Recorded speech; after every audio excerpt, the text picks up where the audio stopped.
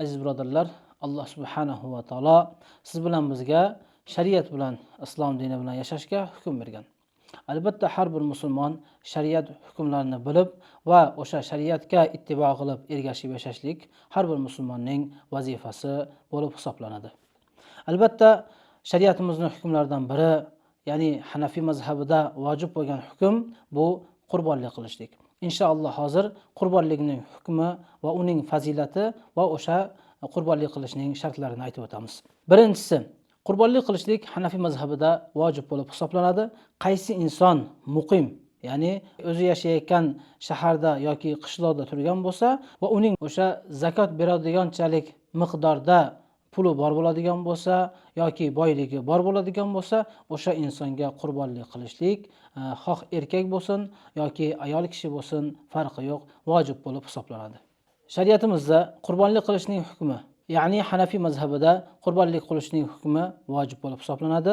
Qaysi insonni zakot beradiganchalik miqdorda puli bor bo'ladigan bo'lsa yoki tovari bor bo'ladigan bo'lsa, o'sha insonga qurbonlik qilishlik vojib. Qurbonlikning fazilatlariga keladigan bo'lsak, payg'ambarimiz sollallohu alayhi vasallam aytadi, hayit kuni, ya'ni Qurbon hayit kuni inson qilgan amallarning ichidan eng afzal amal bu qurbonlik qilishlik.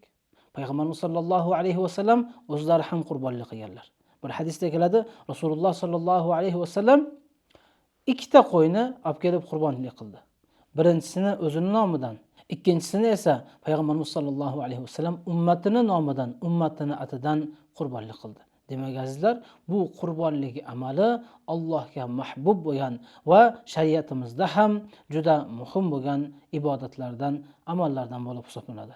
Qurbonlik bir oddiy bir urf emas, balki shariatimizdagi bir xususiy, balki shariatimizni sha'airul islom deb qo'yamiz, ya'ni shariatdagi katta, shariatning xususiy bir belgilaridan bo'lib hisoblanadi. Alloh taolo Qur'oni Karimda aytadi: "Estaizu billah va man yu'azzim sha'airallohi fa innaha min taqval qulub." Qaysi inson taqvo bo'lsa, o'sha insonlargina Alloh subhanahu va taoloni xususiy belgilarini hifozat qiladi va o'shalarga odob ko'rsatadi degan Alloh taoloning oyati bor. Demak azizlar, bu qurbonlik juda muhim amal. Boshqa bir hadisda keladi, payg'ambarimiz sollallohu alayhi vasallam aytadilar, qiyomat kuni o'sha qilgan qurbonligini har bir dona tukiga va har bir dona qoniga Alloh taolo qiyomat kuni savob beradi. Demak azizlar, qo'yni ustida qanchalik tuk ko'p bo'ladigan bo'lsa, o'shanchalik insonga yaxshiliklar, Alloh taoloning rahmat barakatlari beriladi. Bir rivoyatda keladi, oxiratda, ya'ni inson Sirot ko'prigidan o'tayotganda o'sha qurbonlik qilgan jonivori qanchalik kuchli, qanchalik Alloh taologa yoqimli bo'lgan bo'lsa, o'sha jonivor bilan o'tadi degan rivoyatlar ham bor. Demak azizlar, albatta biz inshaalloh qo'limizdan kelsa, imkoniyatimiz bor bo'lsa, har birimiz eng yuqori darajada, agar imkonimiz bo'lsa, nafaqat o'zimiz nomimizdan, balki payg'ambarimizni ham nomidan qurbonlik qiladigan bo'lsak, bu yanada go'zal, yanada chiroyli bo'ladi. Qurbonlikning shartlariga keladigan bo'lsak, qurbonlik 3 ta jonivordan bo'ladi.